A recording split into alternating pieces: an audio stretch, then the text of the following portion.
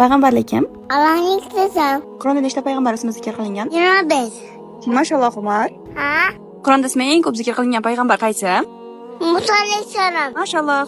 Qaysi payg'ambar birinchi inson va birinchi payg'ambar? Odam alayhissalom. Mana Odam alayhissalom. Endi kameraga qara. Umar qaysi payg'ambar Allohning do'sti deb atalgan? Ibrohim alayhissalom. Mashalloh. Umar, mamiga qara.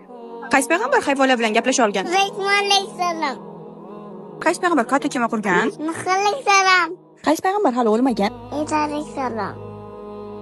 Umar qaysi payg'ambar ketdi qorinda 3 kun qolib ketgan? Yunus alayhissalom. Umar qaysi payg'ambar dengizga ikkiga bo'lgan? Musa alayhissalom.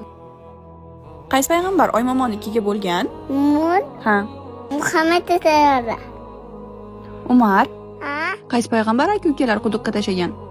Yusuf alayhissalom. Qaysi payg'ambar Ka'bani qurgan?